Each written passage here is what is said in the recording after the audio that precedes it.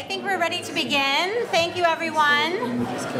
Welcome to our first forum, Milbank Tweed Forum, after our spring break. I think we have an incredibly exciting panel and distinguished panel with us today to talk about one of the most pressing issues in current events.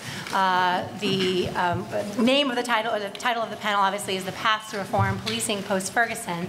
So I'm going to jump right in to get our conversation started. Let me introduce, to my far right is Brooklyn Borough President Eric Adams, a native New Yorker, born and raised.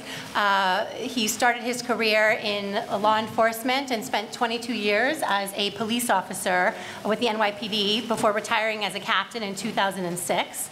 During that time, he founded an organization called 100 Blacks in Law Enforcement Who Care, which was an advocacy group for black police officers working on issues like racial profiling, police brutality, and so forth. His interests in those topics continued, and after his retirement, he explored them through a new channel, the legislative branch, as a state senator for 4 terms for parts of Brooklyn, where he also worked on stop and frisk issues. And then, of course, in 2013, he was elected to his current position, and we're very honored to have him here today. Our next panelist is Jim Johnson, who is currently a partner at Debevoise and Plimpton, where he focuses on white-collar defense and corporate compliance issues. He has an extensive and distinguished resume in public service, including a long stint, 6 years, as an assistant U.S. attorney for the Southern District of New York, which ended with a period of service as the deputy chief of the criminal division.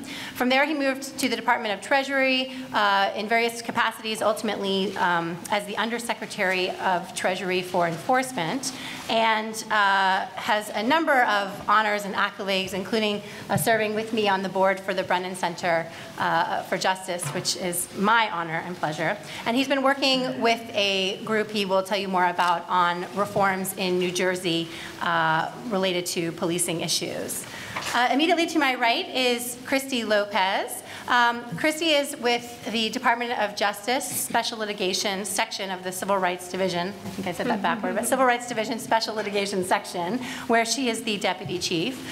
She joined Special Litigation after law school, and then left for a period of time to work doing independent monitoring. She was one of the first federal court monitors of police departments, including the Oakland Department. She's written numerous articles in this area, and she currently, in her current position, is overseeing pretty much all the major investigations of police departments that Special Litigation undertakes in its role enforcing federal laws to ensure fairness and constitutional compliance in policing, and that includes, of course, the Ferguson report. And in fact, I actually didn't know about her until I was preparing for this panel, is that your father was a police detective also, which I'm sure is helpful in trying to work with these issues. Then, immediately to my left is Chief Scott Thompson, the chief of the Camden County Police Department.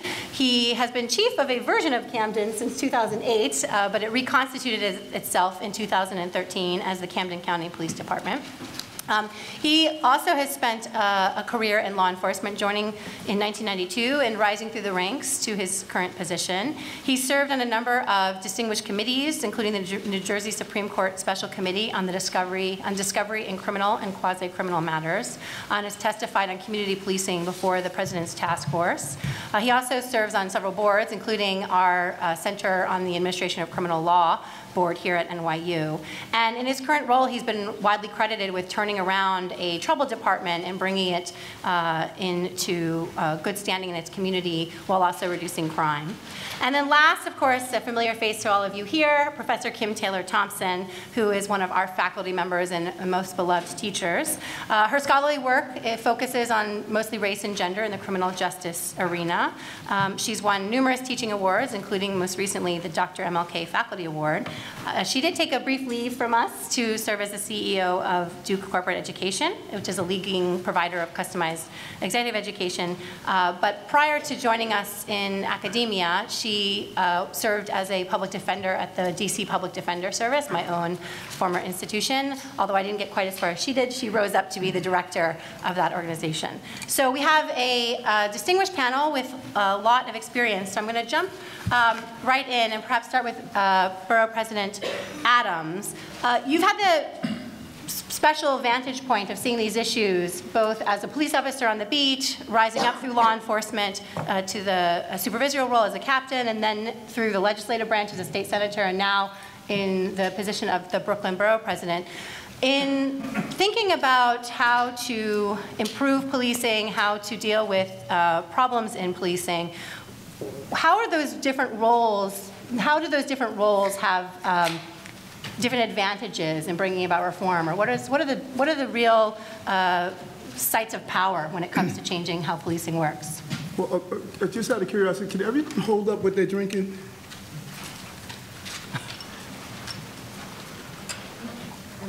And that is really what it's about. When I walked in, the first thing I looked at, that we had so many Pepsis still on the table. If I would have come here 20 years ago, we would have had water bottles still on the table. We have evolved as a society in what we consume, what we do, and how we act among each other. Policing has not. Policing has remained stagnant. And it has used traditional models from the past, and it has not caught up to the water drinking concept of policing. They still drinking these high sugary items that are eroding and corroding the bodies of our country. And if we don't get them to move and leave the Pepsis on the table and start grabbing some water, we're going to find ourselves being cancer driven. And so the leadership of policing must adapt to how do you police in a multicultural environment. 47% of Brooklynites speak a language other than English at home. And if the police department is not reflective of that diversity, if the police officers don't understand what it is to walk into a community and realize that because your language is different, you still want the fundamental appreciation of being treated with a level of dignity and respect. So those high issues like the Sean Bells or the Diallos, those are not the issues that are really driving police departments away from the people. It is the everyday interaction that many officers, when they leave their precincts, they don't leave it with the understanding that the people they are protecting and serving are deserving of that. And that is what is at the heart of the issues that I believe is needed. Now, there was one part of my resume that you left out that allows me to talk, fluently about the issues of policing. I was arrested at 15, and when I was arrested, the police officers assaulted my brother and I. They kicked us so badly in our groin areas that for days we urinated blood. And so I brought that energy to policing, that when I talk about police reform, it is not political, it's personal. And that's why I am energetic around this issue. So maybe then just going over to you, Chief Thompson, if we can all agree that we need to effectuate changes, what are some of the obstacles that you experience in trying to bring about change in your department, or what do you imagine are the obstacles that need to be overcome? Well, I think some of the challenges that I faced within my department are much of what we're seeing across the country. It was changing culture and understanding how we started where we are. When you look at policing in the 70s and even into the 80s, the predominating theme was that crime was created by social issues that the police had no control over. And therefore, there was very little police could do with the community other than just respond after the fact, take reports, and the dragnet, just the facts ma'am type of relationship. And that had the unintended consequences and the byproduct of creating a greater divide amongst the community. And many times that changes the perception of the officer that's out there every day. And then that translates itself into having negative interactions with the public when they are having interactions with the public, right? And so, not to mention that you're creating instances where in the only time that you are having contact with the public is in a moment of crisis. And nobody wants to be defined by the worst thing that they do, but that shapes the perception of the community, the police, and then the police to the community. So one of the things that I thought was critical for us, and when I became chief, the culture was not much unlike what we've discussed here. I was in 2008. And when I started to institute reform within the organizations, in my first 6 months as chief, I had 8 lawsuits filed against me and 100 grievances. And all I was doing was asking cops to get out of their squad car and talk to people. That was part of the culture, in that it was maintained a status quo, regardless of what that status quo was. But that is the challenge within American policing is to take what has become the norm and transition into a different type of mentality. So one of the predominating themes now in your most progressive police leaders is taking the police officer's mentality from a warrior to a guardian. That we're not crime fighters, we're community builders, particularly in our most challenged neighborhoods. That we cannot have our relationship be defined by 911 calls for service. We've got to get out of the squad cars. We have to interact on levels and in ways that are non-traditional. And that from that, and I'll stop right after this, what we find is that we start to leverage the greatest force multiplier there is to reduce crime, which isn't technology and it's not equipment. It's the people, the community themselves. And when you can get them to come out of their homes and there starts to become a level of trust because of the legitimacy from police, it has a tipping point effect within communities. And what we have seen in some of the most violent neighborhoods in this country, which is in Camden, New Jersey, we had homicide rates that exceeded that of Honduras. And in less than 24 months, we've been able to cut them in half, not by incarcerating the community, but by empowering the matriarchal and patriarchal figures and creating environments where kids can play in the street. And you know what you find out in your most challenged neighborhoods? Is you got far more good people than you do bad people. Ms. Lopez, I wonder if you would comment on that and whether, I'm hearing a lot about culture change and whether that, as a lawyer coming in using the tool of law, how that fits the story of change from your vantage point. Yes, I mean, it really is all about culture change, and I like to say it's not rocket science, it's harder, because you're dealing with people and you're dealing with, history that is both hundreds of years old and as recent as 5 minutes ago or when you were 15 or things that we've experienced or that other people have never experienced. And so how you change culture through law is a really fascinating thing, and it requires using law as a tool of legitimacy. And police officers tend to think of law as legitimate. They are law enforcement officers. They most of them got into the profession because they want to uphold the rule of law and be fair and serve people under the law. And so you want to cultivate that motivation for officers. It is remarkable how officers will respond to that. One thing I think that we need to emphasize, and this goes a little further afield than the work that we do in the special litigation section, but it's very apt for this group, is that this isn't just about what officers on the street do. We can influence officer behavior and officer culture in a number of ways. Unfortunately, the way that the law has mostly tried to influence it is through things like the exclusionary rule, which of course is highly imperfect because you have somebody who does in fact was found with evidence of a crime on them, and you're trying to say, well, but the way the officer went about that is wrong. One nice thing about the pattern or practice approach is that we look at the whole department and we look at all the people who didn't have any evidence on them, who weren't carrying contraband but were still searched, who weren't doing anything wrong but still had force used against them, who were put in jail. That's really helpful. But I think that we need to begin thinking, and we are, but we need to think even more broadly about how to influence culture through law, through judges, through prosecutors, the decisions that prosecutors make, through courts. That's one of the issues we really tried to hit in the Ferguson case.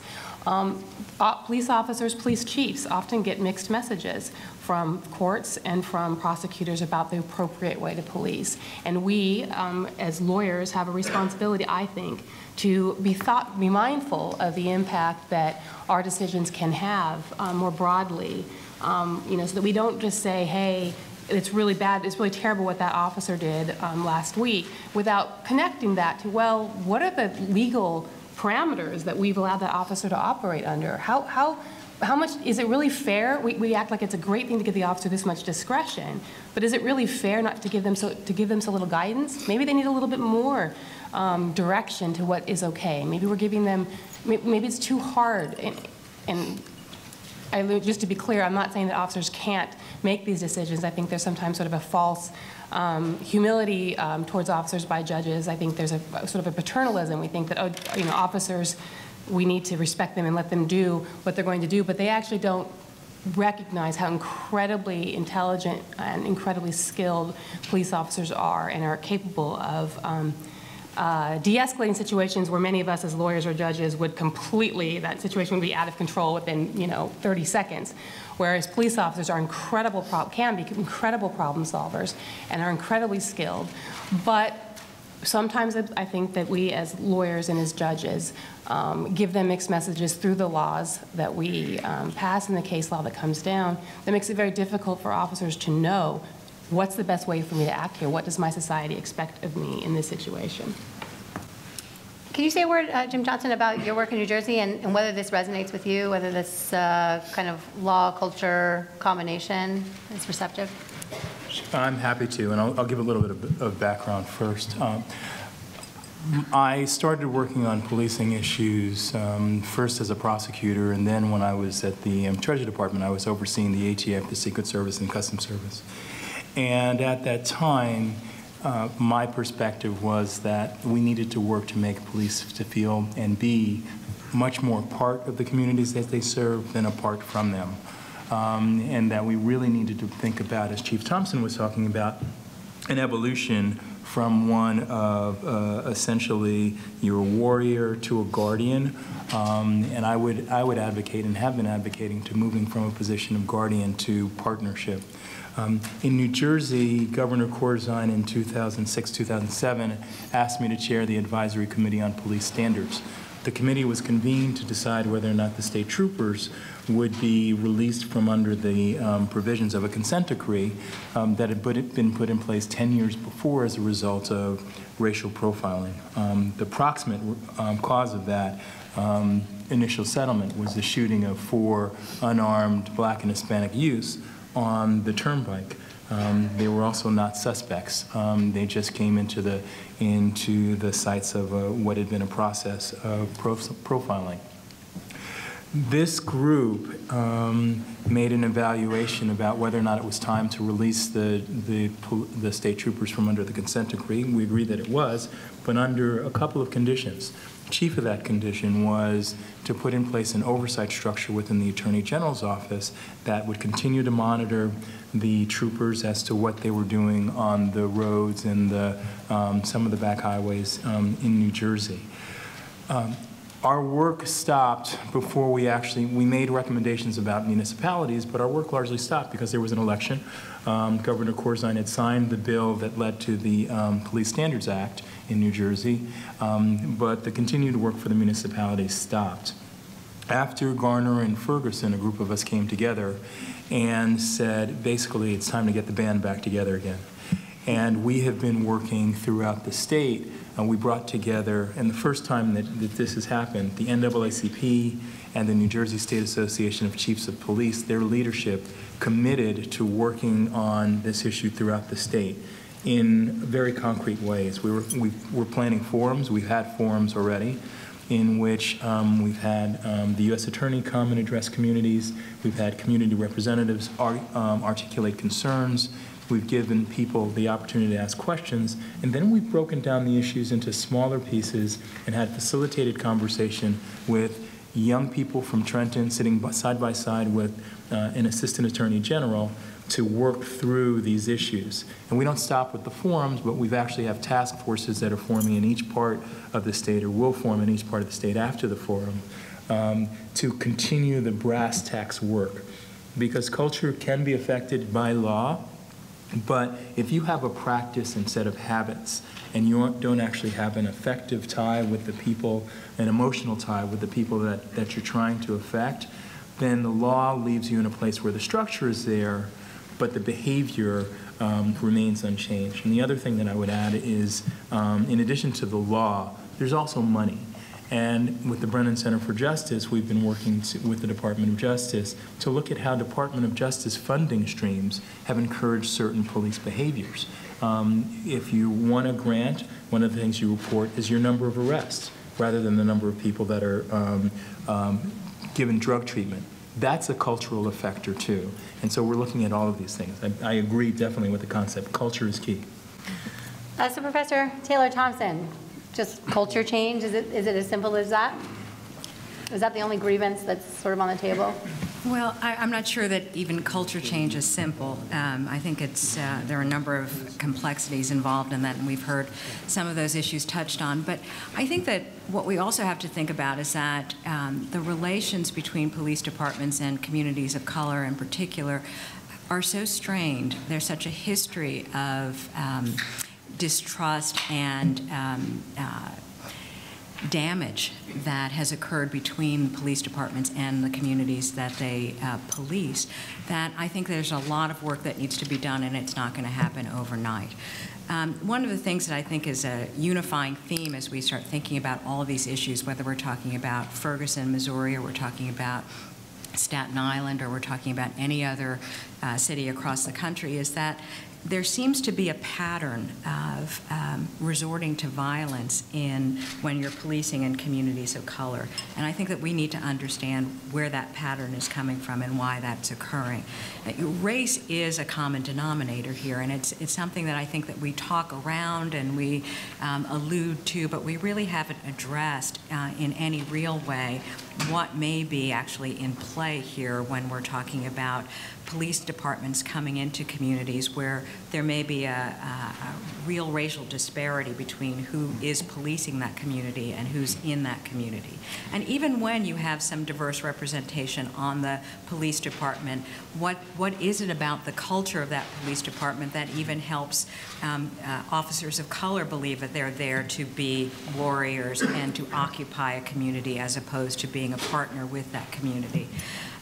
My concern is that the examples that we've seen, Garner and Michael Brown and others, are not, unfortunately, not new and not unique. It happens way too often, and I appreciate the fact that we've got a national spotlight that's being brought to bear, and it's long overdue in my view.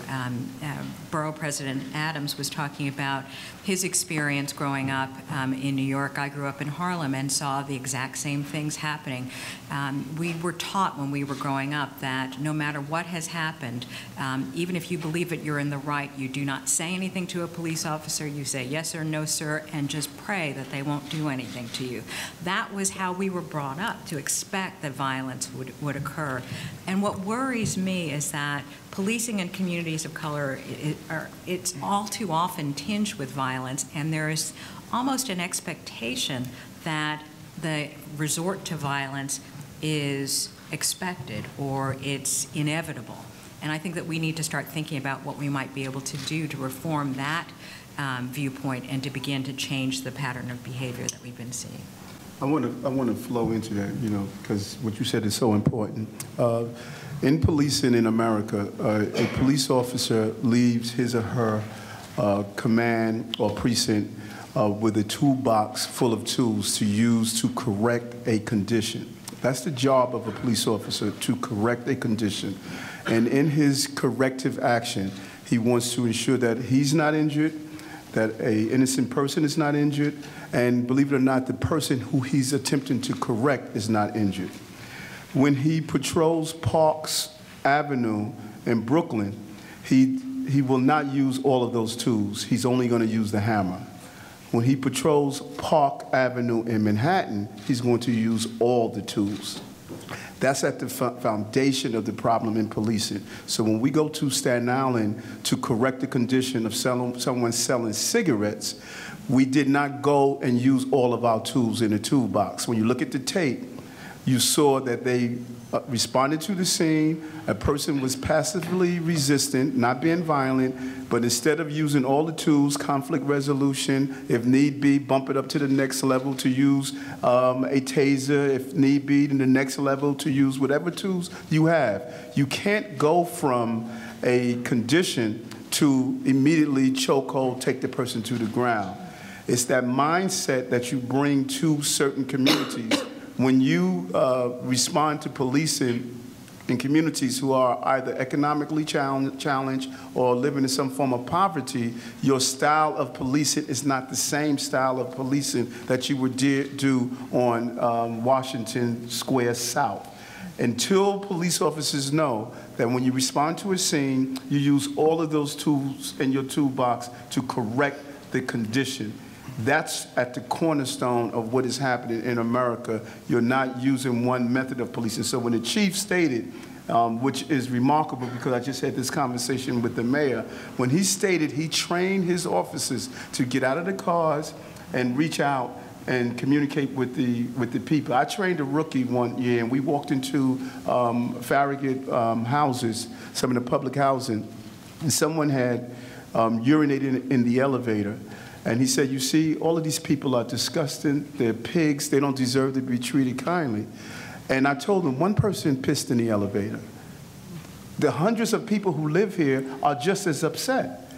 But when you police a community based on the behavior of the numerical minority, and you overlook the numerical majority who also are trying to improve their community, you're creating this schism. You don't view the people you're policing as being deserving, and the chief should be commended in what he's doing in Cadman, because that's a model that can be duplicated across the entire country. Thank you. I think so to see where we want to go, we have to know where we are, and more importantly, we have to know where we came from. Look, the vast majority of police officers come into this work with very, very well intentions. And then they come into a system that can start to alter what they do. And sometimes it's unintentional. And there's the old saying that the things that get measured are things that get performed. And when police organizations are driving the performance of individuals based upon tickets or arrest, what will a line officer do? Again, very well intended, will lay their life down on the line for people that they don't even know, but they find themselves within a culture that needs to change. So I think that when we look at law enforcement and the history of law enforcement, it wasn't until about 35 years ago, American policing, we were on the wrong side of the issue, right? I mean, we were far more part of the problem than part of the solution, particularly with race relations and civil rights. And a lot of that ended up manifesting itself in some behavior that's not unlike what we see today, demonstrations and civil protest. So although we've come a long way in a short period of time, the message is clear from the people. We still have a very, very long journey in front of us. So from a policing perspective, how do we start to do that? Well, it's not going to come from classroom training, right? Race, ethnicity, and diversity is very important, but you can talk to police chiefs and commissioners that have departments that are majority minority and still have horrible relationships with trust and legitimacy, and it's because of that culture. So the thing that we have been trying to do, and it's not something that we invented, right? It is that relationships between individuals, human contact, it is experiential, is the most important aspect. So when we launched a new police department in the same challenged community, of which we had horrible relationships based upon apathy, lethargy, and corruption, within 24 months, we were able to move the needle significantly. And how did we do it? In its simplest context, we took our paddy wagon, the van you load all, prisoners up in, and we loaded them up with cops. And we drove through neighborhoods, and we'd kick them out of the car. 2 here, 2 there, 1 here. This is your home for the next 10 to 12 hours. Need to go to the bathroom? Better make friends with somebody out here. Want to find a place to eat? Get to know the people in the neighborhood.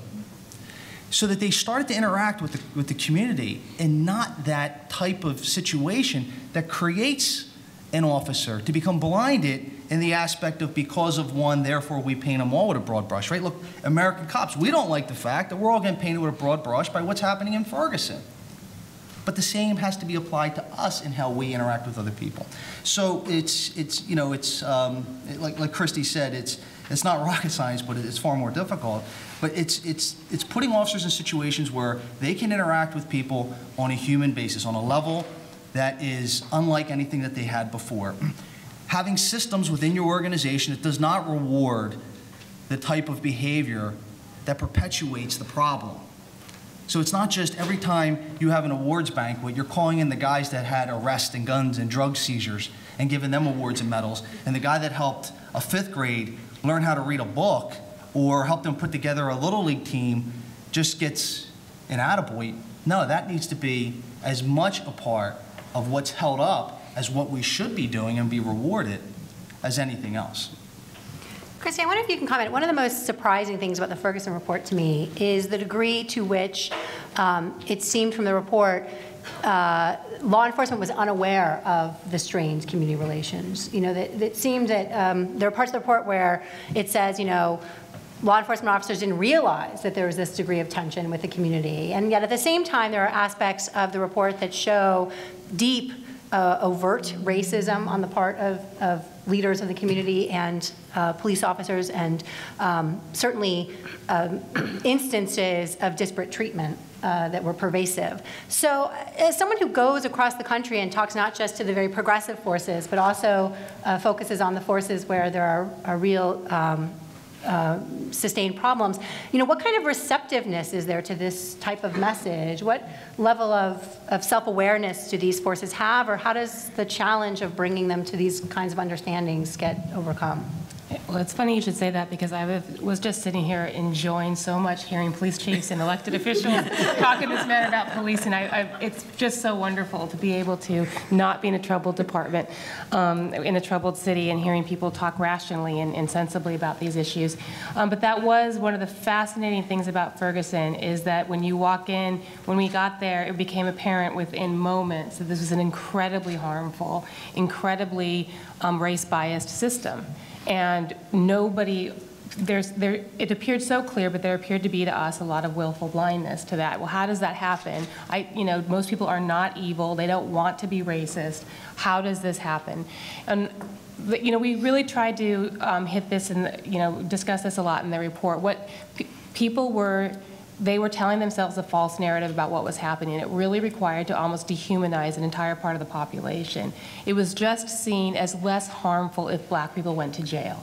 So you got a ticket, and you know, you didn't, and the ticket was hundreds and hundreds of dollars, and they make it incredibly difficult to pay it off, and so you have an arrest warrant issued, and so there are I think there are 30,000 outstanding arrest warrants in a town of 20,000 people. You know, how does that happen? And the response that we got was, well, some people just need to learn personal responsibility. And there was this sense that was, you know, not quite explicitly said in most cases, but sometimes it was, that it was just less harmful and was more normal for black people to go to jail. It was part of their culture. It just wasn't the same as if you sent a white person to jail. It was never said that explicitly, but it was quite clear that that was how these people were going home and sleeping at night, was to be able to tell themselves that the harms being visited were just not the same, and that they were their own fault, if you would just take some personal responsibility.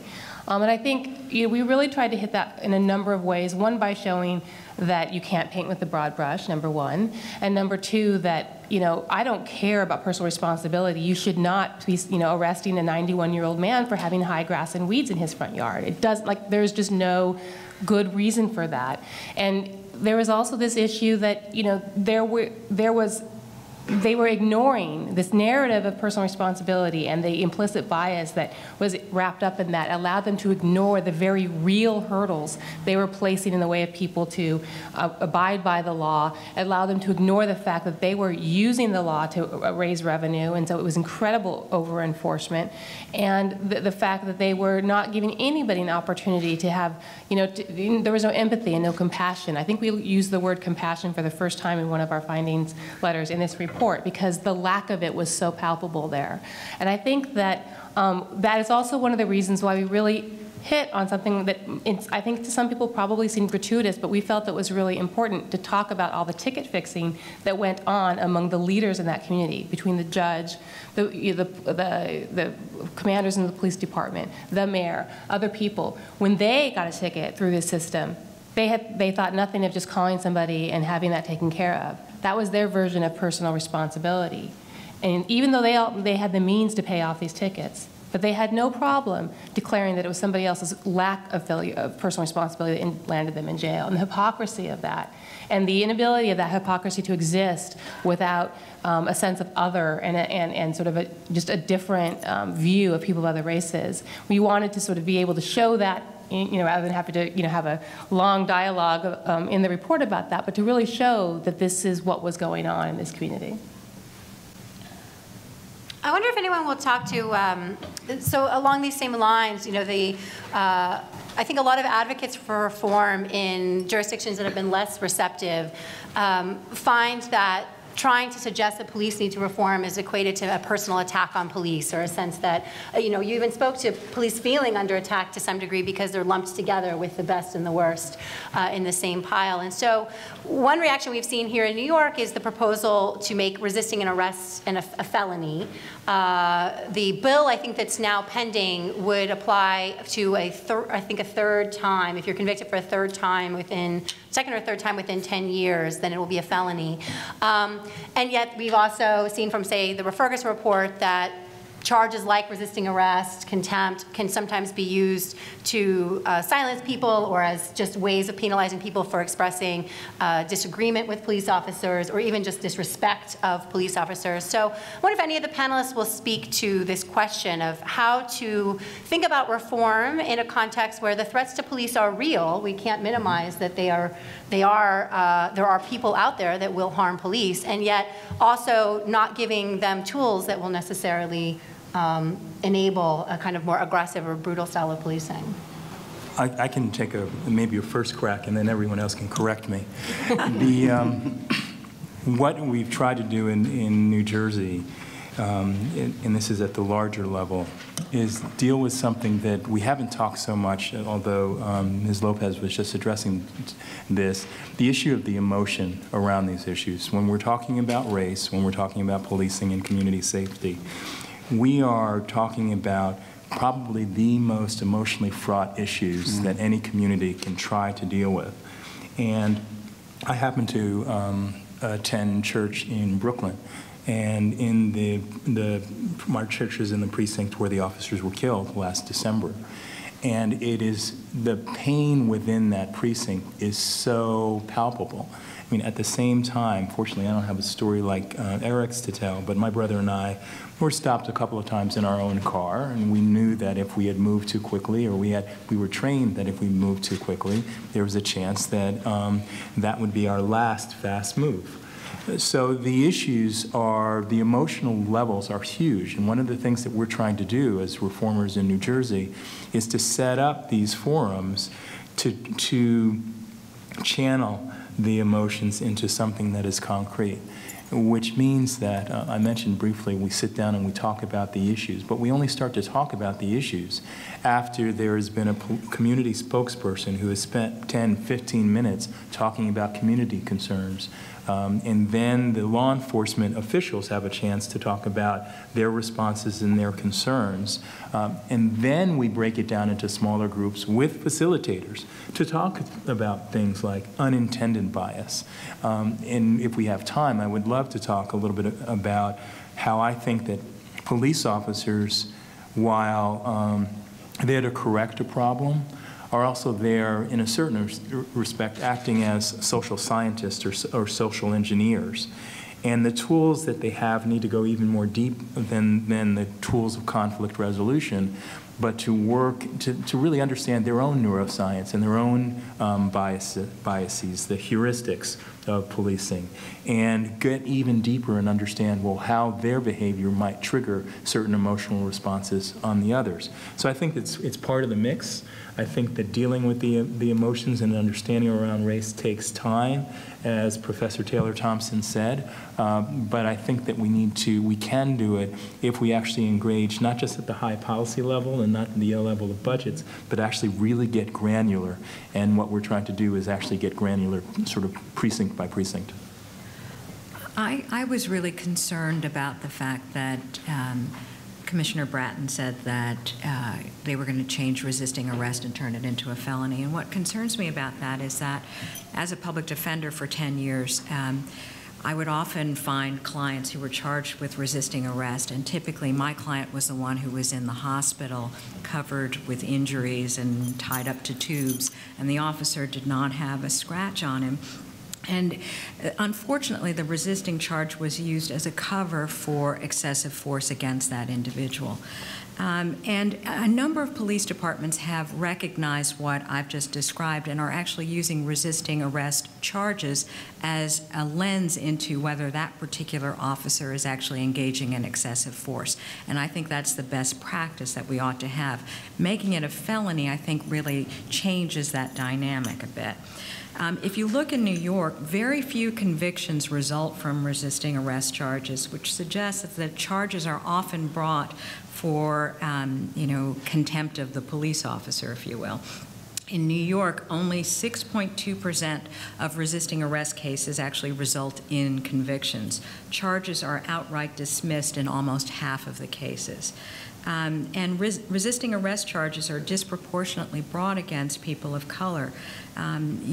We see these sorts of microaggressions that happen within communities of color with police officers, and then there's a reaction against that, and then there's a resisting charge. So I think that if we start talking about making this a more serious crime, we're actually missing and misunderstanding what's actually going on in that particular interaction. I'd like to echo some of the things that Jim was just mentioning about understanding the neuroscience around why it is that we resort to violence. And there's a lot of research that's being done right now on not only implicit bias, so understanding the behavioral context under which we resort to violence, resort to bias. That essentially we have stereotypes that we operate with every single day, and they're embedded in us. And even if we try to work against those stereotypes are there. And so acknowledging that and engaging in behavior that surfaces it and helps us work against it is a way to address that sort of implicit bias. But there's also some really interesting information information that's surfacing as a result of neuroscience studies that are looking at how the brain operates in interracial conflicts and interracial activities. And understanding perhaps what is motivating us and what is causing us to behave in certain ways may actually be the thing that we need to focus on to ultimately change that behavior, so that we're not just looking at it in a superficial way, but understanding what's motivating the behavior and what might change it.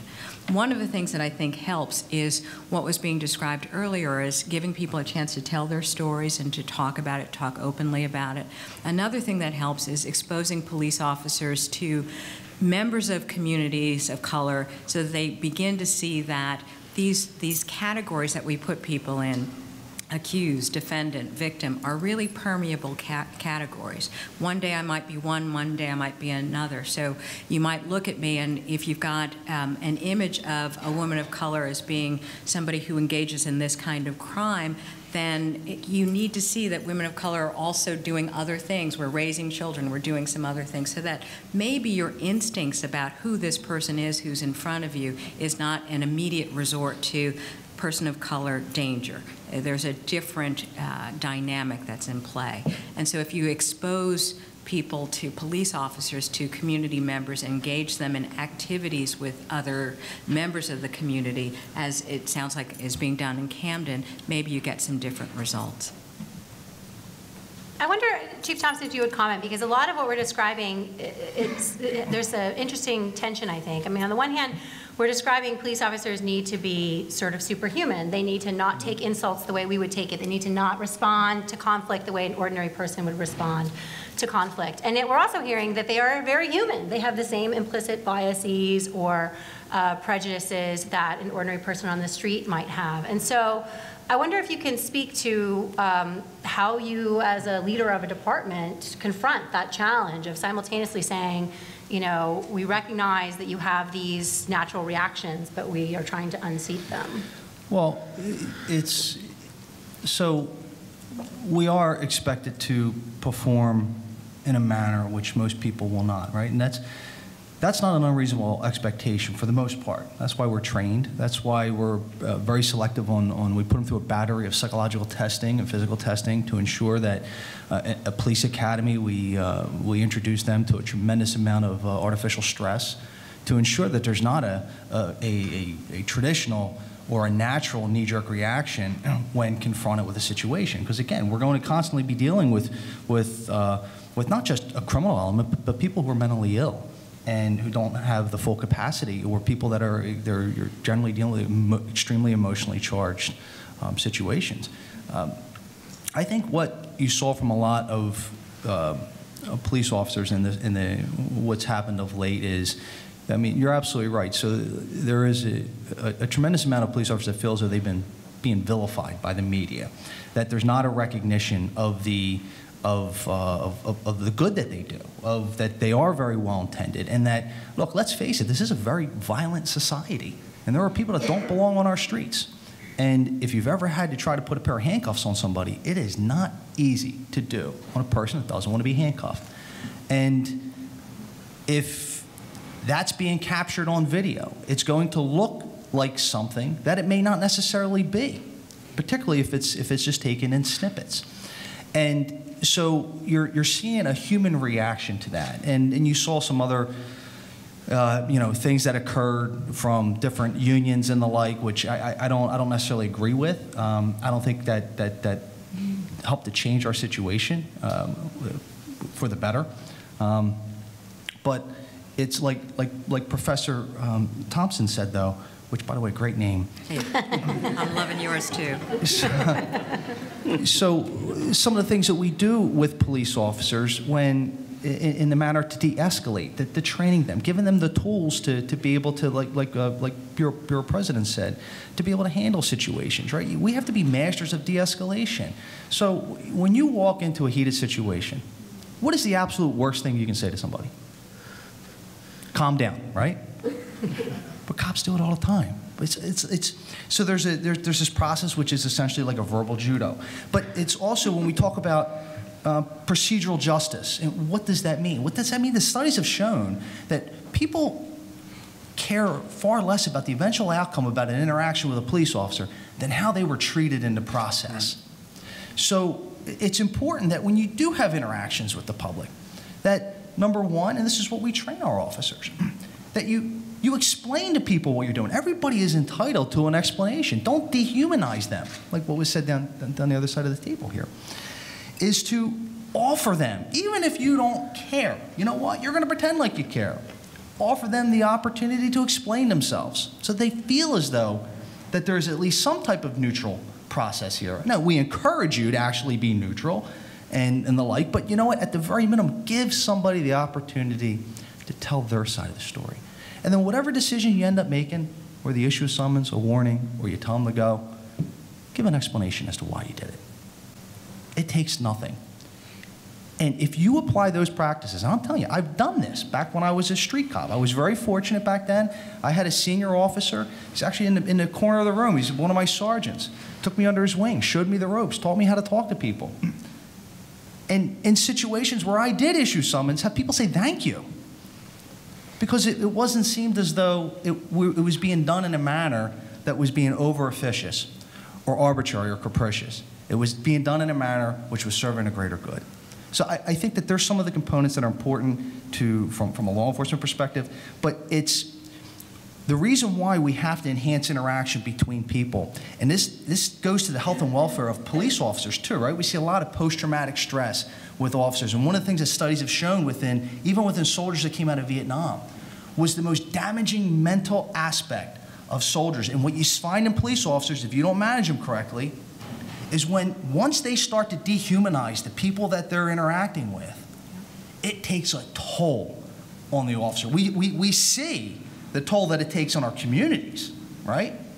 But it also takes a toll on the officer. So this is not only good for the communities in which we're serving in the neighborhoods, but it's it's also good for the individual officer as well. Eric, can I follow up on that, just on the idea of the superhuman officer? One of the themes that we've talking about is engagement with the communities, and shifting back to the idea of neuroscience. You know, imagine this scenario. You are in a car, you are driving probably 30% above the speed limit, maybe twice as fast as the speed limit, because you're responding to an incident. Your heart is racing. You know, I know this because when I was working with the Secret Service, I would sometimes drive in the fast car for training, which was great fun for me.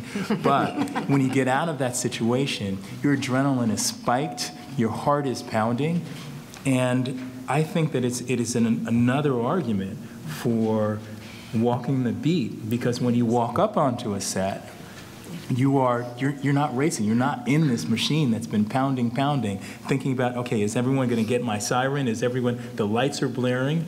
You are slowed down. And when you slow down and you're able to think and talk, then you can apply some of the tools that should be applied universally in the right sort of situation. But if you're amped up, which is what happens a lot when you're not in the community, but you're responding to a community, those tools are going to fall by the wayside. You know, when you get out of a situation like that, it's not, oh, can we talk? That's not a human reaction.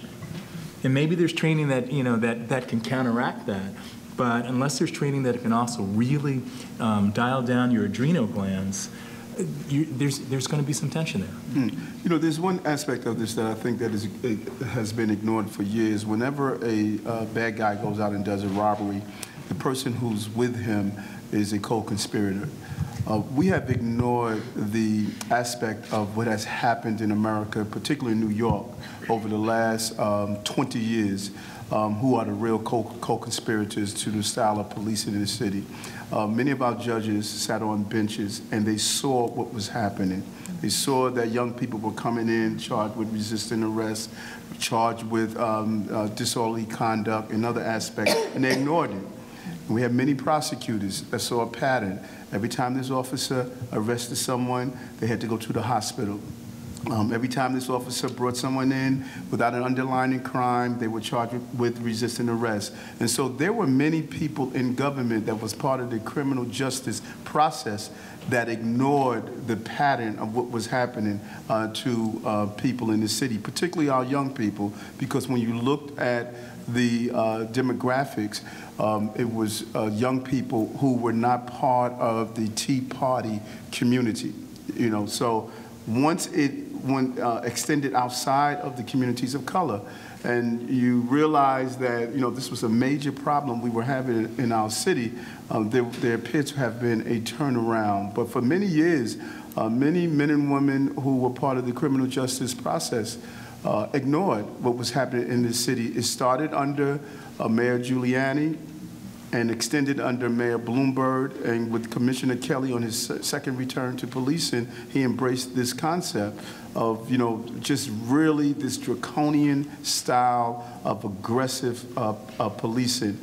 And it really damaged a lot of people. Because if you imagine that rookie officer who raised his hand and became a cop 20 years ago, spent his entire 20 years of this aggressive style of policing. And so he took that with him. And so we have to now start over on how do we train, using some of the new science, some of the new studies, using the method of some of our psychiatrists. We need to look at how do we properly prepare a police officer to do his job. I want to say this, as a police officer, I made so many mistakes. It was amazing. My first 2 weeks, I said, you know, I'm not cut out for this. You know, I mean, you just make errors when you are dealing with human interaction. And it took a while before I had to adjust my style of policing and learn that, you know, you need to, you know, learn how to talk to people, learn how to interact. But it was because, you know, you have to look at yourself and say, you know, what are you becoming? Are you becoming a part of this culture? Like I walked in this room and this entire front row was empty because we are comfortable with sitting with the masses sometimes. And you put on that blue uniform, you don't want to be ostracized. You don't want to feel as though you're not part of this extremely close environment. Policing is an unbelievable close environment, and particularly where you're policing, you know, the guys you calling for help are the ones that, you know, if you are not part of that unit, it could be different of life and death. We're talking life and death. And it's easy for us to sit in the sterilized environment of this beautiful room here, but in the real dirty universe of policing, there, as the chief said, there's some bad people out there. And if you don't separate the bad guy you arrested yesterday from the person you are speaking with today, if you take that same emotion in each encounter, you're going to make some terrible decision. And, you know, I'm just glad that early in my career, I was able to join organization and like-minded people that allowed me to fully understand the power of police. Police can take away life and liberty. The president can't do that. And with that power, you need to ensure they have as much oversight as possible, that they never abuse their power. And we did not do it. I forgot the actor that stated in one of the movies when he talked about the military, he said, you don't want to know the truth. You really don't want to know the truth. Many New Yorkers that attended prestigious schools like NYU didn't want to know the truth. We've ignored what happened in this city for the last 20 years because we wanted to be safe, and we ignored what happened.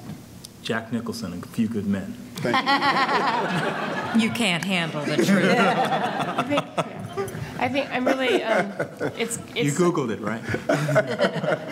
It's such a nice turn the conversation has taken, because just as it's so important that that the police not paint with a broad brush in dealing with the community, it's also important, of course, that we don't paint with a broad brush and that we have compassion and recognition for the difficulties that police officers face. And, you know, I do think there's absolutely a need for the kind of work, the oversight that Mr. Adams is talking about, and the kind of work that we do.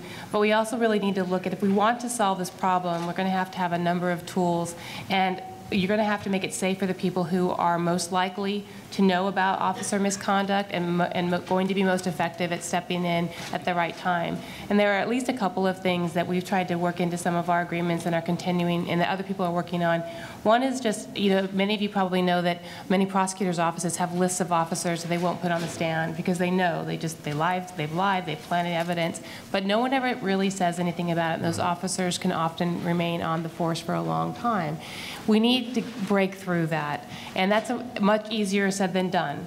And one way that we've worked on that is to, in some of our agreements, actually had groups that get together on a regular basis of representatives from the prosecutor's office, sometimes a judge, sometimes people from the police department, people from the public defender's office. They all get together, and these are people who oftentimes do not trust each other, don't like each other, don't work together. And we tell them to talk about officers that are problematic.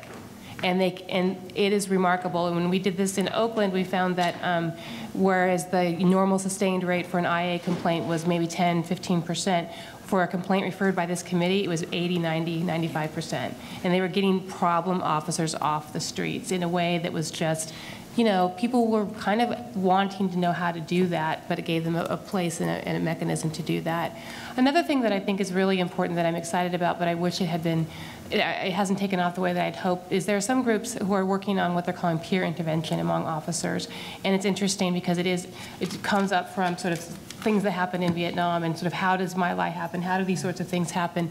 And, you know, officers, how much better would it be in any one of these situations that we've heard about if the officer's partner would have just stepped in at that key moment and said, no, stop.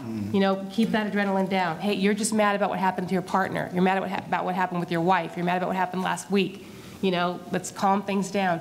But officers, it is in many cultures, in many departments, you just cannot do that or you will be ostracized forever. But even where it's not, officers, you know, we forget sometimes they're very young, they haven't had a lot of life experience, this is often occurring where this is your FTO or this is a more senior officer. We need to actually very concretely give officers the tools, train them, you know, role play. How do you do this? What words do you say? And then, of course, as the police departments, you need to back them up. when that happens. But if we can do a lot more work in that area, giving officers the tools to really police themselves and to step in that key moment before the beating happens, before the shooting happens, before the evidence and the money's lifted, then, that will go much further, even than body cams, much further than this kind of work here. As we say in policing a lot, police officers really should work on prevention more than response to crimes, and that can apply internally as well. So I would love to see more of that taking off across the country. So I think we're going to open it up to questions. Yes, former officer in the back. So I just wanted to say thank you all for coming. I thought this was a really great conversation, but my question is for the borough president and the chief.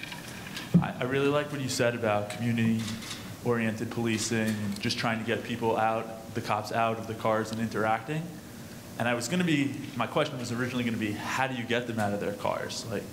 But I liked your just drop them off and make them defend for themselves. But my other question is more like, how do you implement these changes when the unions resist and senior officers have incredible job security? How do you get them to change?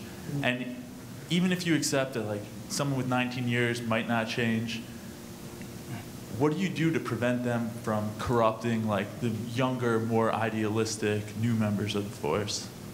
I'm just kind of interested in all these practical training things, because I know when I went through the police academy, we heard about verbal judo every day. Never once were trained on it. We spent tons of time putting handcuffs on. We spent weeks practicing how to use deadly force when that was appropriate, but we never got to the basic day-to-day things. So I'm just curious. And that's a great question. And that was my conversation with Bill de Blasio, the mayor. The first thing is the training. AA had it right. Before you can deal with your alcoholism, you have to acknowledge you have a problem. And we have been going through this drunkenness of policing, and we refuse to acknowledge the problem. And we're starting to do that.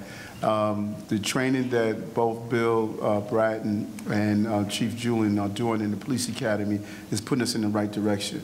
And so what I said to the mayor, we sat down and spoke about this, is that the first goal is the officer in a vehicle is responding to jobs often, and he's really the busy cop. But the officer who's on foot patrol, he spends a good 8 hours and may not have answered any jobs at all. He's just there waiting on the corner. And what I told the mayor is that what we want to do with that officer, that's too much downtime. That time needs to be used for community building.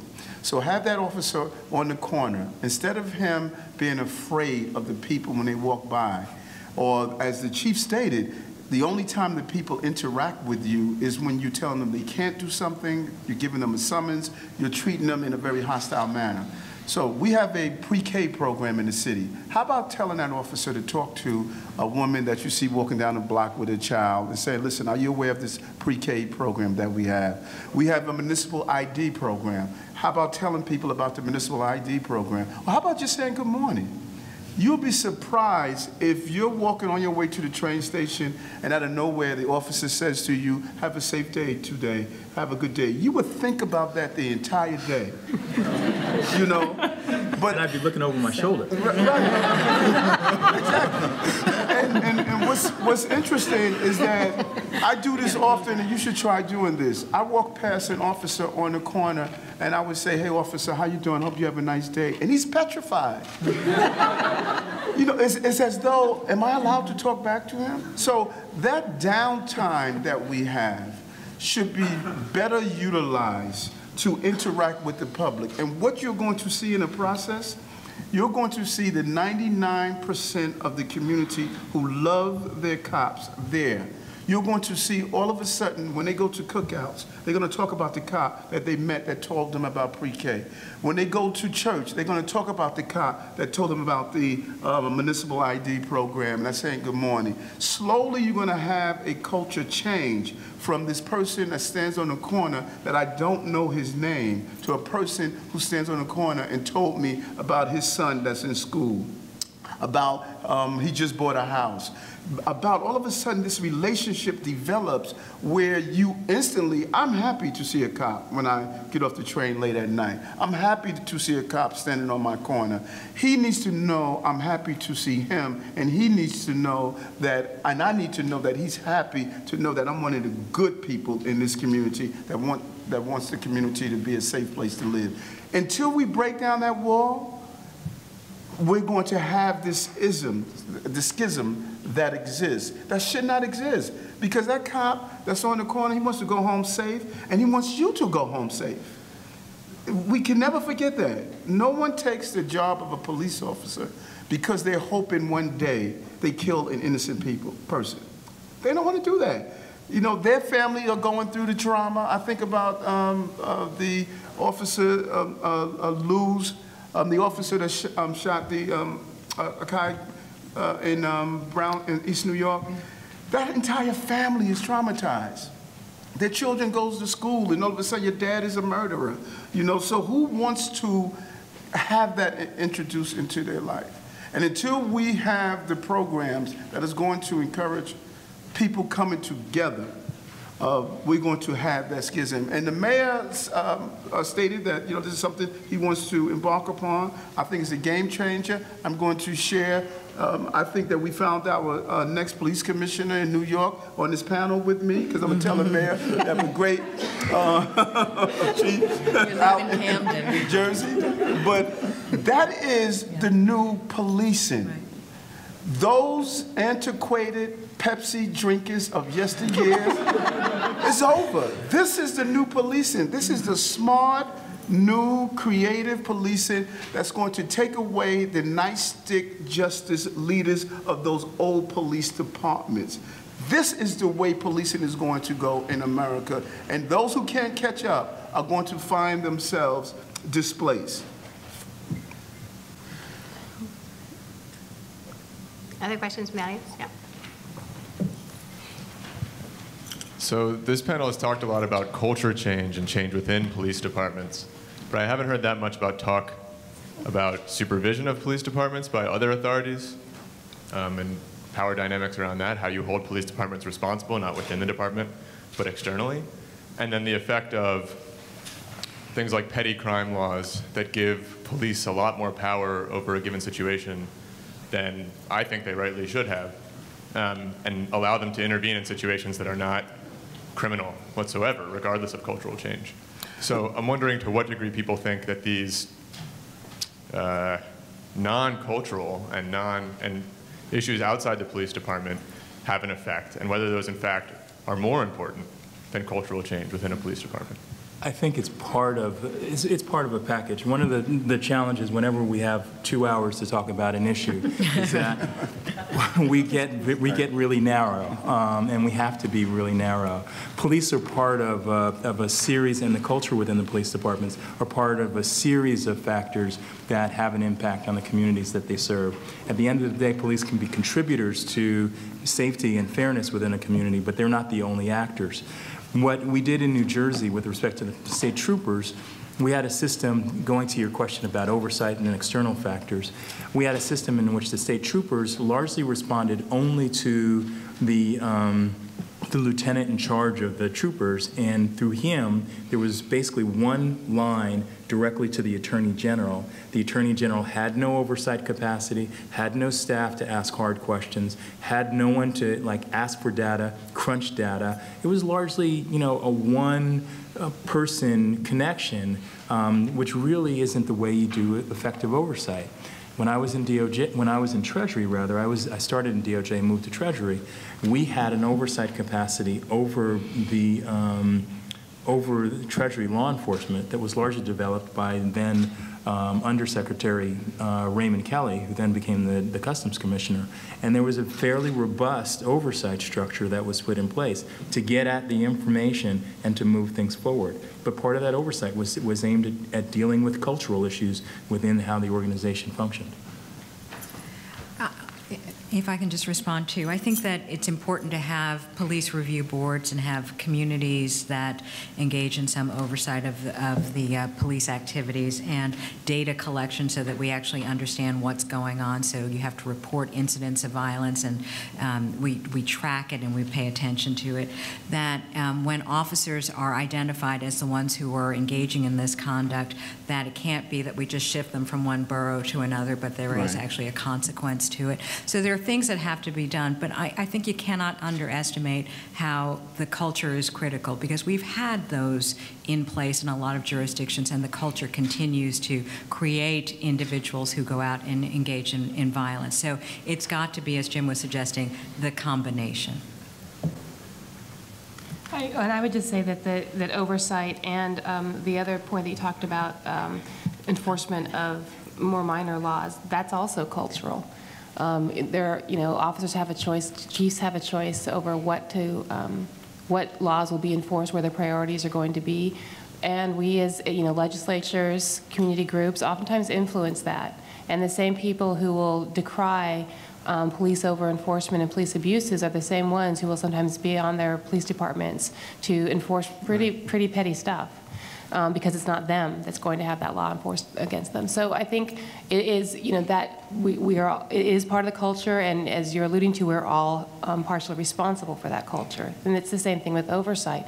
The resistance and hostility towards oversight in many instances is in part of the culture of policing that isn't used to being told what to do from the outside by the people they're supposed to serve. I think it's more complicated in oversight. I'm a big believer in civilian engagement, community engagement in all forms. I think that a lot of times civilian oversight boards are enormously expensive and very ineffective. And so you really need to be very thoughtful about how the types of civilian engagement. But I do think that there is too much resistance to that type of engagement oversight from communities among many police departments, and that is a cultural issue, actually.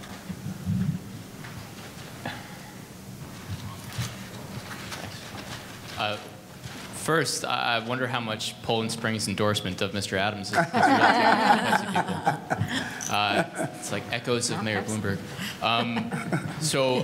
One thing that some of you touched upon is the funding issue. What gets measured is what's going to be. So with the JAG program, stuff like that, so these sort of perverse incentives, what are the alternatives that have been suggested? And is that more of a legislative fight, or is that administrative? Where's the point of friction coming there? So at the Brennan Center, we've been working with the Department of Justice on that funding issue. It's complicated. Some of the funding formulas are actually established by legislation, but some of them are not. And one of the things that we had recommended was that we look at, let me step back. Before we got to the point of saying to the Attorney General and to the President, this is what we think you should do, we actually, and this was Inimai Chettiar and the leader of the Justice Program, pulled together a blue ribbon panel of law enforcement, including the International Association of Chiefs of Police, the Major City Chiefs, the National Organization of Black Law Enforcement, to talk about what the incentives were and the impacts were. And we landed on the JAG programs, which is probably the largest national program that provides funding for law enforcement activities, and said, well, what are the questions that you're asking law enforcement to check out? What are the things that you're asking them to report on to get continued funding? And the big issue as raised by the chief was arrests and seizures. And then the question becomes, well, what about the other behaviors that we want to see? How are we providing incentives for that?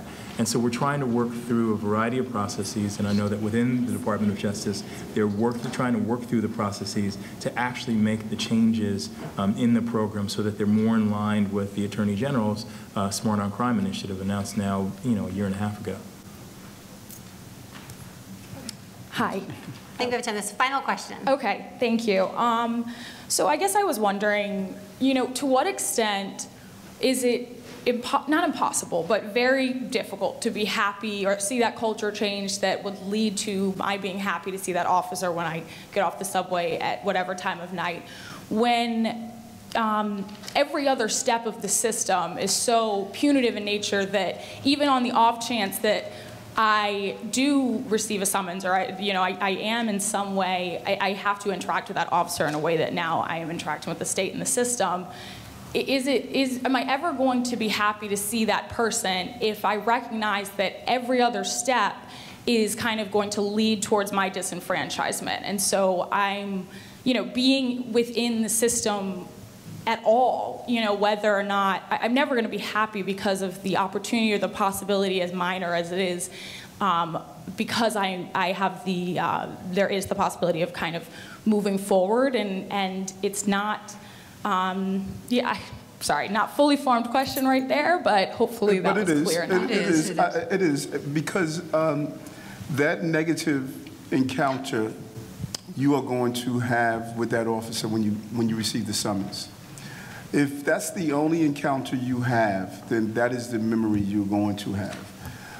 But if all of a sudden that's the same officer who is picking up your grandmother to drop her to a senior program, it's the same officer, like the officers the day that 2 officers were assassinated in Brooklyn.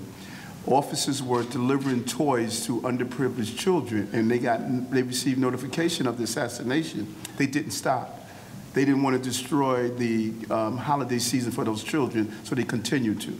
So if we start to see multi-level engagements, this is the officer I'm going to talk to and ask questions about the criminal justice system. This is the officer I'm going to ask to come to my school and speak to my children on career day. This is the officer that's going to be at the Little League Open when we march. It's the multifaceted engagement and relationship that really builds a good relationship, not one encounter.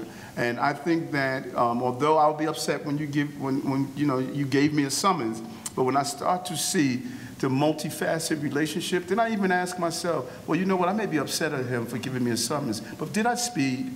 Did I know I didn't feed the meter? Did I know I double parked? Then we do self-examination on ourselves, and that relationship will change. I have witnessed people change in their relationship based on the multifacet of the relationship they had with the officer.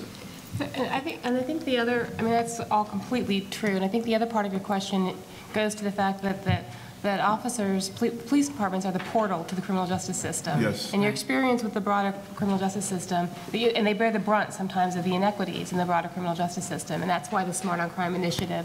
And I just love that initiative because the AG has now said things that I would have been fired for saying. And so it's just really, it's just a great thing that we can talk openly about how this is a problem throughout the criminal justice system. And you're right that officers sometimes, people remember their experiences, the whole thing, and you're the face of that system. Right. And so again, I think that underscores the need for us to look more broadly than police departments, because that's going to impact how escalated that interaction gets. And there are actually places that are working, for example, on courts introducing the principles of procedural justice into court systems so that courts are better about treating people fairly and respectfully. And those sorts of, expanding out these principles and ideas throughout the criminal justice system will actually make policing safer and more effective. So it's a great question because it points out the need to look at the whole system. All right, I think we all know we have classes at 2, including my own. So let's thank our distinguished panelists for a wonderful, wonderful conversation.